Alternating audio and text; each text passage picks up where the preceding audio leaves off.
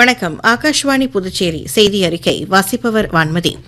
கர்நாடக மாநிலத்தில் ரயில்வே வலையமைப்பை மேம்படுத்துதல், பாதுகாப்பான அம்சங்களை அறிமுகப்படுத்துதல் மற்றும் அம்ருத் பாரத் திட்டத்தின் கீழ் 61 ரயில் நிலையங்களை நவீனமயமாக்குதல் ஆகியவற்றிற்காக மத்திய பட்ஜெட்டில் மொத்தம் 52,950 கோடி ரூபாய் முதலீடு செய்யப்பட்டுள்ளதாக மத்திய ரயில்வே, மின்னணுவியல் மற்றும் தகவல் தொழில்நுட்பத்துறை அமைச்சர் திரு அஸ்வினி வைஷ்ணவ் தெரிவித்துள்ளார்.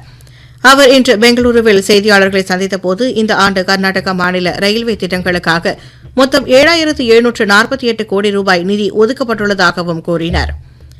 பெங்களூரு, சென்னை மற்றும் பெங்களூரு, ஐதராபாத் இடையேயான அதிவேக ரயில் இயக்கப்பட உள்ளது. இந்நகரங்களுக்கு இடையேயான பயண நேரத்தை குறைக்கும் என்றும் அவர் கூறினார்.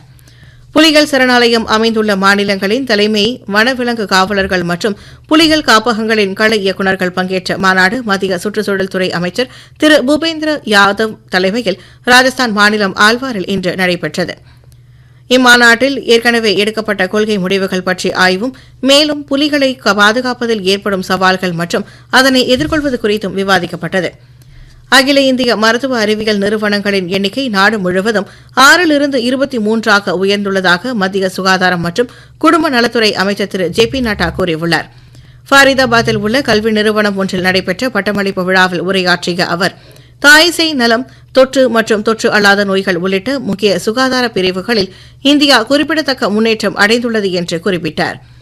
நாட்டில் காசநோயை கட்டுப்படுத்துவதில் இந்தியா உலக சராசரியை விட 2 மடங்கு அதிகம் செயலாற்றி வருவதாகவும் இதனை உலக சுகாதார நிறுவனம் பாராட்டியுள்ளதாகவும் தெரிவித்தார்.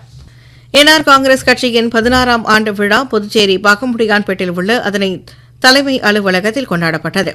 அக்கட்சியின் நிறுவன தலைவரும் முதலமைச்சருமான திரு ரங்கசாமி கட்சிக் கொடியை ஏற்றி வைத்து காந்தி, காமராஜர் ஆகியோரின் திருவுருவ படத்திற்கு மலர் தூவி மரியாதை செலுத்தினார்.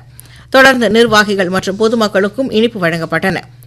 விபத்து கால அவசர சிகிச்சை குறித்த சர்வதேச கருத்தரங்கம் ஜிப்மர் ஏபிஜே அப்துல் கலாம் கலையரங்கில் இன்று தொடங்கியது.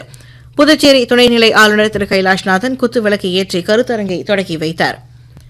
அப்போது பேசிய அவர், ஜிப்மர் நிறுவனம் தனது தரமான சிகிச்சை மற்றும் மருத்துவ புத்தாக்கத்திற்கான பங்களிப்பிற்காக உலகளாவிய அங்கீகாரத்தை பெற்றுள்ளது என்று கூறினார். புதுச்சேரி சுகாதார சுற்றுலா மையமாக மேம்பட்டு வருகிறது என்றும், ஆயுஷ்மான் பாரத் திட்டத்தின் அறிமுகப்படுத்தப்பட்ட பிறகு குறைந்த மற்றும் நடுத்தர வருமானம் கொண்ட குடும்பங்கள் பெரிதும் பயனடைந்து வருவதாகவும் தெரிவித்தார்.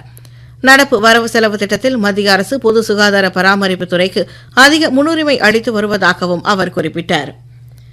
இவ்விழாவில் ஜிப்மர் நிறுவனத்தின் இயக்குநர் டாக்டர் வீர்சிங் நேக்கி, கல்வி புல முதல்வர் டாக்டர் விக்ரம் கட்டே, மருத்துவ கண்காணிப்பாளர் டாக்டர் வினோத்குமார் சாகா, புதுடெல்லி எய்ம்ஸ் மருத்துவமனையின் மேனாள் இயக்குநர் டாக்டர் MC மிஸ்ரா, அமெரிக்கன் கல்லூரியின் கல்வி திட்ட தலைவர் டாக்டர் மைஹூர் நாராயண் ஆகியோர் கலந்து கொண்டனர். இந்தியா, இலங்கை இணைந்து நடத்தும் உலகக்கோப்பை 2020 கிரிக்கெட் போட்டி இன்று தொடங்குகிறது. இத்தொடரில் 20 அணிகள் பங்கேற்கின்றன.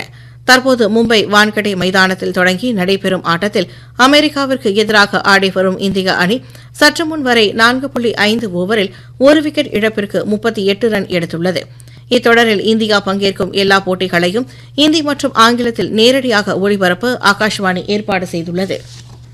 சத்தீஸ்கரில் பஸ்தார் பிரிவில் பிஜாப்பூர் மற்றும் சுக்மா மாவட்டங்களில் இன்று 20 பெண்கள் உட்பட மொத்தம் 51 மாவோயிஸ்டுகள் சரணடைந்தபோது அவர்கள் AK-47 ரைபிள்கள், கையெறி குண்டுகள், ஆயுதங்கள் உள்ளிட்டவை போலீசாரிடம் ஒப்படைத்தனர். இந்த மாவோயிஸ்டுகளுக்கு மொத்தம் 1,61,00,000 ரூபாய் வெகுமதி அறிவிக்கப்பட்டுள்ளது. மாநில அரசின் மறுவாழ்வு கொள்கையின் கீழ் ஊக்கத்தொகையாக தலா 50,000 ரூபாய் உடனடி நிதியாக வழங்கப்பட்டுள்ளது. இத்துடன் இந்த செய்தியறிக்கை நிறைவு பெறுகிறது.